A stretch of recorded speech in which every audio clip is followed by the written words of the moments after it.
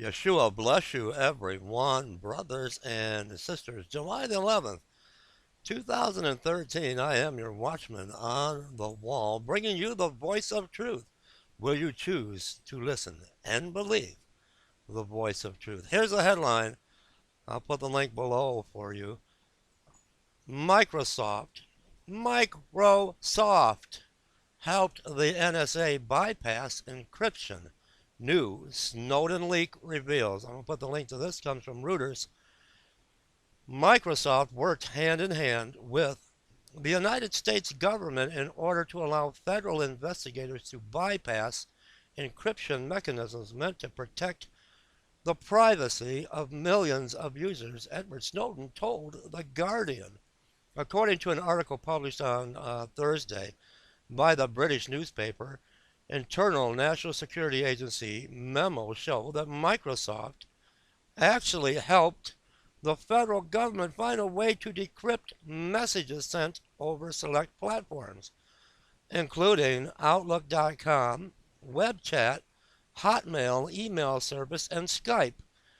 The Guardian wrote that Snowden, the 30-year-old former systems administrator for NSA contractor Booz Allen Hamilton, provided the paper with files detailing a sophisticated relationship between America's intelligence sector and Silicon Valley.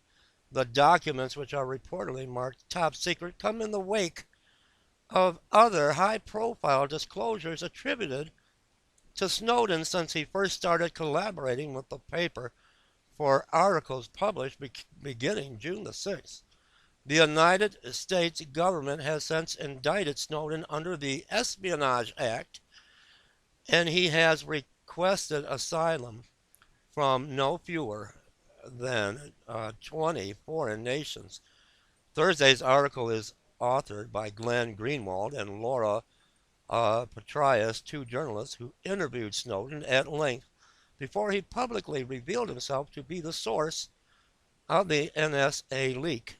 They are joined by co-authors Ewan McAskill, Spencer Ackerman, and Dominic Roosh, who wrote that the classified documents not only reveal the degree in which Microsoft worked with the feds, but also details the Prism Internet Surveillance Program. The U.S. government's relationship with tech companies are also included in the documents, according to the journalists.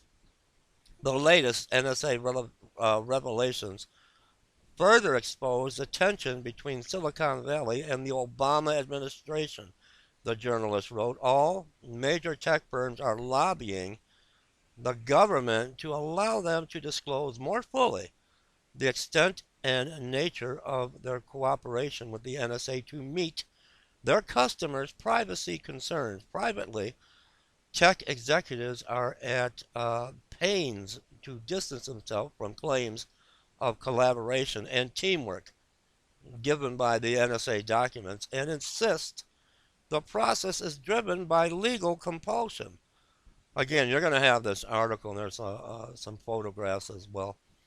In the case of Microsoft, however, it appears as if the Bill Gates founded tech company went out of its way to assist federal investigators. Now, that doesn't surprise me in the least. Among the discoveries made by the latest Snowden leaks, Guardian journalists say that Microsoft specifically aided the NSA in circumventing encrypted chat messages sent over the Outlook.com portal. I'm tired. I've just got back from a long, little bit of a vacation. Long ride, long drive home before the product was even launched to the public. The files show that the NSA became concerned about the interception of encrypted chats on Microsoft Outlook.com portal from the moment the company began testing the service in July of last year. They wrote within 5 months, the documents explained Microsoft and the FBI had come up with a solution that allowed the NSA to circumvent encryption on Outlook.com chats. According to internal documents cited by the journalist, Microsoft developed a surveillance capability that was launched to deal with the Fed's concerns that they'd be unable to wiretap encrypted communications conducted over the web in real time. These solutions were successfully tested and went live December 12th of 2012, the memo claims, 2 months before the Outlook.com portal was officially launched. In a tweet, Greenwald wrote that the document for the Microsoft story is an internal, ongoing NSA bulletin over 3 years, and that the Guardian quoted all relevant parts of the document is not included in the article. The Guardian revealed that Microsoft worked with intelligence agencies to let administrators of the Prism data collection program easily access user intelligence submitted through its cloud storage service SkyDrive, as well as Skype. Skype, which was bought by Microsoft in October 2011, worked with intelligence agencies last year to allow Prism to collect video of conversations as well as audio, the journalist wrote.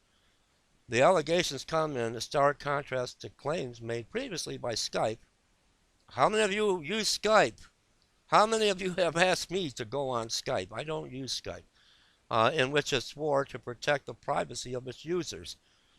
RT reported previously that earlier documentation supplied by Snowden showed that the government possesses the ability to listen in or watch your Skype chats when one end of the call is a conventional telephone, and for any combination of audio, video, chat, and file transfers when Skype users connect by computer alone. And there is a picture here showing Skype. Got to be careful out there, everyone. RT earlier acknowledged that Microsoft obtained a patent last summer that provides for legal intercept technology. This article there's still more to this article. It's quite long, and you're gonna have the link. So I want you to go in. I want you to read this thoroughly and think about Skype. Think about listening in on your cell phone calls. I want you to think about something for a moment. Now it's all out in the open. They have been going through your emails, reading your emails, and following you on Google, of course, Microsoft, Skype, YouTube, and they're tracking you, and they're getting all your personal information. I want to remind everyone, going back to the early, I think it was 1972, the early 1970s, in a Democratic campaign, when there was a president of the United States who was involved with a little bit of listening in, a little bit of a wiretap called Watergate. What happens? All of those involved, all of his aides involved, went to prison. The President of the United States at that time, Richard Nixon, resigned before he could be impeached, and it was Gerald Ford who succeeded him, who pardoned him, or he would have been put in prison for life. Yet we readily today accept this, and no one is held accountable. It didn't happen back in the 1970s. A little bit of listening in, a little bit of a Watergate scandal, a little bit of a wiretap, illegal wiretapping. And a lot of people went to prison for a long time. We almost had a president impeached. He would have been impeached, but he resigned quickly. And the incoming new president to take his place pardoned him. Why are we putting up with this today? What's wrong, America? Leave me comments. I don't know.